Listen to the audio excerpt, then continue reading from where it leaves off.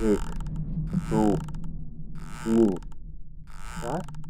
ये क्या हो रहा है? नमस्कार दोस्तों, स्वागत है आपका देसी सूप पे, जहाँ पे हम बात करते हैं हॉरर की, हॉरर कॉमेडी की, माइथोलॉजी की। आज की कहानी है, एक रियल इंसिडेंट है जो मैं आप लोगों के साथ शेयर करना चाहूँगा।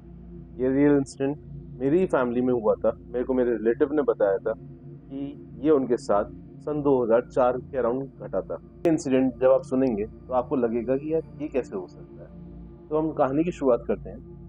मेरे जो रिलेटिव थे वो चेन्नई गए हुए थे अपने किसी बिजनेस के चक्कर में, और जब लौट रहे थे चेन्नई से आगरा के लिए, तो मस्त बढ़िया एसी कोच में लौट रहे थे। सब बढ़िया चल रहा था। रात का समय था, तो सबको नींद सी आई हुई थी। तो क्योंकि बज रहा हुआ अराउंड 11-12, और उस समय इतना फोन का भी चलन नहीं था, तो वो सो गए। कुछ देर बाद उनकी आंख खुलती है तो वो देखते हैं कि उनके पैरों के पास एक लेडी बैठी हुई है। अब मैं आपको नोट कराना चाहूंगा कि उनकी जो बर्थ थी वो सबसे नीचे वाली बर्थ जो थी वो थी, और उनके पैरों के पास कोई बैठा हुआ वो देख रहे हैं। उनको अजीब सा लगा। कुछ देर बाद उनको महसूस होता है कि कोई उनका पैर पकड़ रहा है। देखते हैं वो एक लेडी से दो हो गई, फिर धीरे धीरे वो दो से तीन हुई, तीन से चार।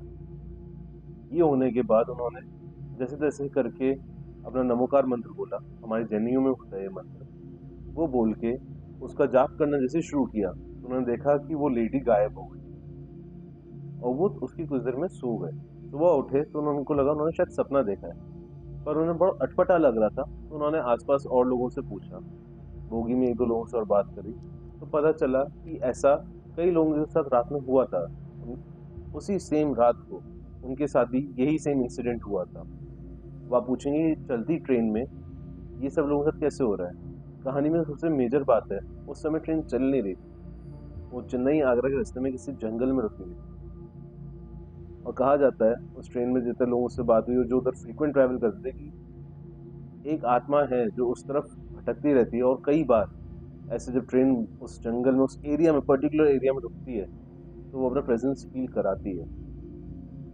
तो ये सब जानने के बाद मेरे जो रिलेटिव थे वो बड़े खुश हुए कि उनको मंत्र आता था। वो काफी रिलीजियस थे तो उन पे किसी चीज का असर नहीं हुआ। एंड जब वो घर आए उन्होंने पूरी कहानी बताई, तब तो हम छोटे थे तो हमें भी इतना समझ में नहीं आया, बट जब बड़े हुए और मैंने खुद के पर्सनल एनकाउंटर्स देखे तो समझ में आया कि कैसे आपका मंत्र जानना, आपका किसी भी चीज पे फेथ रखने से आपको कितनी पावर दे सकता है। ऐसी और कहानियां जानने के लिए फॉलो करें हमारे चैनल को, और लाइक करना ना भूलें, और कमेंट में बताइए आपको ये स्टोरी कैसी लगी।